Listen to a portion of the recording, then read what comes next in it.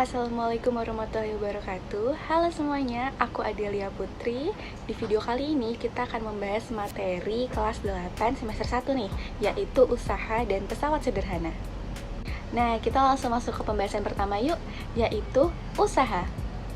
Usaha dalam kehidupan sehari-hari itu merupakan upaya manusia untuk melakukan sesuatu guna mencapai tujuan tertentu.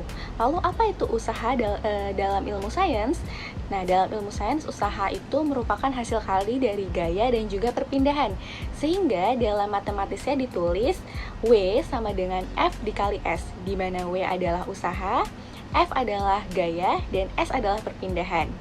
Nah, satuan untuk usaha sendiri adalah Joule. Lalu ada juga daya.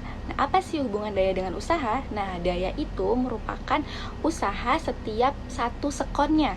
Maka rumus daya itu adalah P sama dengan W dibagi dengan T, di mana P adalah daya dengan satuan Joule per sekon, lalu W adalah usaha dengan satuan Joule, dan T adalah waktu dengan satuan sekon. Nah, sekarang kita langsung masuk ke pembahasan kedua. Nah, pembahasan kedua kita membahas mengenai pesawat sederhana. Apa sih itu pesawat sederhana? Pesawat sederhana adalah alat yang digunakan untuk mempermudah pekerjaan manusia. Nah, ada 3 macam nih jenis-jenis pesawat sederhana yang membantu pekerjaan manusia. Yang pertama adalah katrol, yang kedua adalah bidang miring, dan yang ketiga adalah pengungkit. Nah, contoh dari katrol itu yang pertama adalah katrol tetap tunggal. Contohnya seperti pada di gambar nih. Lalu contoh yang kedua itu adalah katrol bebas tunggal. Bentuknya seperti ini. Lalu untuk katrol yang ketiga yaitu katrol gabungan atau majemuk. Selanjutnya ada bidang miring. Nah, apa sih contohnya bidang miring yang membantu kehidupan manusia sehari-hari? Nah, yang pertama nih yang sering kita lihat yaitu tangga. Penggunaan tangga di mana dia kan bentuknya miring. Itu membantu kita menaiki dari lantai satu ke lantai yang lainnya. Lalu apalagi? Ada juga papan seperti gambar di samping, di mana membantu orang untuk menaikkan atau menurunkan barang dari tempat yang tinggi ke tempat yang lebih rendah. Nah, selanjutnya yang terakhir nih, ada pengungkit. Beberapa contoh pengungkit yang sering kita temui di kehidupan sehari-hari kita itu ada strapless, ada gunting, lalu ada dongkrak. Itu merupakan contoh-contoh pengungkit yang sering kita temui dan kita lihat di kehidupan sehari-hari. Nah, dari setiap pesawat sederhana tadi itu punya yang namanya keuntungan mekanis. Nah, keuntungan mekanis dari setiap pesawat sederhana itu berbeda. Jadi kita akan bahas satu-satu. Yang pertama adalah katrol. Tadi kan ada 3 jenis katrol tuh. Nah, untuk jenis katrol pertama yaitu katrol tetap tunggal, itu keuntungan mekanisnya sama dengan 1.